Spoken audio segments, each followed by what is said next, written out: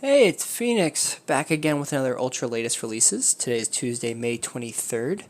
And let's get right into it. Starting off with City Boy number 1 by Greg Pak and Minkyu Jung. Sorry if I said that wrong. I'm guessing it's Korean. I just recently read the book. I will say it's I would say you should read it. There's no downside to reading this number 1. I think they're all miniseries, all the AAPI books. The three that have come out so far, and I'll be doing a video after this showcasing those books and just explaining what they're about. But yeah, City Boy number 1, please read. That was really good. And another definite read would be Green Arrow number 1 by Joshua Williamson and Sean Izaakse. Izaakse. I am so sorry. I have no idea how to say that name. Let me see. Sean Izaakse. Well, I butchered that name, that's for certain. Sorry. I don't look it up beforehand, but yeah, but this is a new Green Arrow book that I believe was meant to be a 6-issue miniseries, but it might have became a maxi series as of recording this because of how many people were pre-ordering, so it might have became a 12-issue instead. I do not know. I'll find that out. But this is sort of like a recap of Green Arrow characters and who's going to really be in it going forward, and what is happening with Oliver Queen, because as you know, in the Dark Crisis, he was stuck behind while everyone else was gone, and he's like in the future and with manhunters and stuff, and it's actually quite compelling. And I've never been the biggest Green Arrow fan, and starting probably after today, I'm going to go back and try reading the old runs, just to get a better understanding of Connor Hawke and stuff like that. But I would say it's a definite read. Josh Williamson's amazing, so yeah. I believe this is next. Blue Beetle, Graduation Day number 6, the English and Spanish language version, by Josh Trujillo.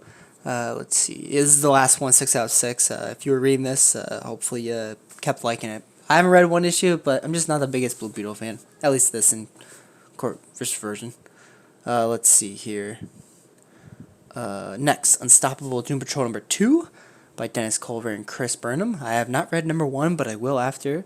But from the pages I saw and understanding what the book is about, I would say definitely at least read the first issue. After all, look, it's a limited series. It's only 6 issues, so there's no downside. If you're new to Doom Patrol, this is a good starting point at least, because there hasn't been a Doom Patrol book in a while, and this will make up for it. Because Doom Patrol is a cool series, or a cool cast of characters. Action Comics number 1054 by Dan Jurgens. If you liked what has, oh wait, Dan Jurgens. Isn't Phil Kennedy Johnson, I believe, is the main guy usually, so yeah. Phil Kennedy Johnson's the main guy. Dan Jurgens, I guess, also is doing some backups. But if you like Philip's work right now, with Action Comics still, because he did it before Dawn of DC Era, I would say keep reading it. It's only a few issues in for. Let's see. DC Ruby number 3. I haven't read one issue of it, but that's only because I don't know anything about Ruby.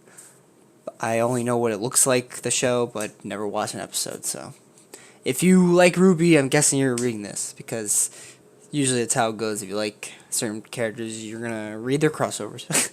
The Riddler, Year 1, number 4 by Paul Dano and Steven Subic.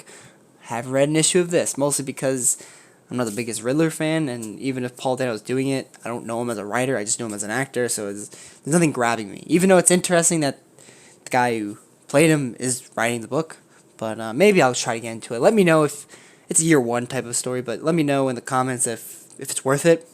Personally, I don't think it is, but it depends. If you're just a big Riddler fan, then sure, but beyond that, it might be hard to get into. Sandman Universe, Dead Boy Detectives number 5. I would say this is pretty good. I've read the first issue. Dead Boy Detectives has been around for over 20 years, like their stories and within Sandman and other stuff. I believe they were making a show or HBO Max show at one point. Speaking of HBO Max, it became Max, I think, as of today. But I don't know what's happening with them, but it's an interesting storyline. It first showed up in one of the Sandman issues, halfway through a Sandman movie. And, if you like the Sandman universe stuff, I believe most people are already on board reading anything Sandman related right now, so there's that. Tim Drake Robin number 8 by Megan Fitzmartin and Nicola Sismegia. I have not read an issue of this, mostly because I just don't like Megan's interpretation of Tim Drake, or Tim Drake and most interpretations right now, besides the one that was in the main Batman book by Chip Zdarsky. But that's my opinion. If you do like it, I mean, like, Tim Drake's a fun character. It's still Tim Drake, but of course you got Batwoman on this cover. But I don't know, if you're reading it, have fun. Personally, it's not my favorite. Happy they have a book like this for Tim Drake, but it's just not the best. Next, Lazarus Planet, Revenge of the Gods, number 4. Becky Cloonan and Aletha Martinez. But I believe there's like 100 people, as you can... Well, let me make it bigger. As you can see, like 100 people. Like I said all the other weeks with Lazarus Planet, just keep reading it. Because, you know, if you want to know the main stuff right now, it's all in order. Harley Quinn number 29 by Tini Howard and Adam Warren. This is, you know, more Harley Quinn under the Dawn DC banner. If you're already reading it, keep reading. Just not the biggest Harley Quinn fan right now. And the last couple. Batman, the Audio Adventures number 6. Still haven't read this. I don't even know if it's a miniseries, but let me know if this is actually a good book, because the artwork is just not for me. So that's it's hard. It's, you know, it's feels like more than 50% is art. Creature. Okay, these are all the old books. There's only 3 this time. Creature Commandos number 8, Green Arrow number 27, and Tales of the Teen Titans number 74. So overall, I would say City Boy number 1, Green Arrow number 1, Unstoppable Doom Patrol number 2, and also number 1 from a month ago. Let's see what else. I would say Lazarus Planet, and I would say these 3. They're timely, good comics. Not timely comics, but you know what I mean. Creature Commandos, if you want to know more still of who they are for the sake of their show coming out. Green Arrow, that helps Mike Krell's run.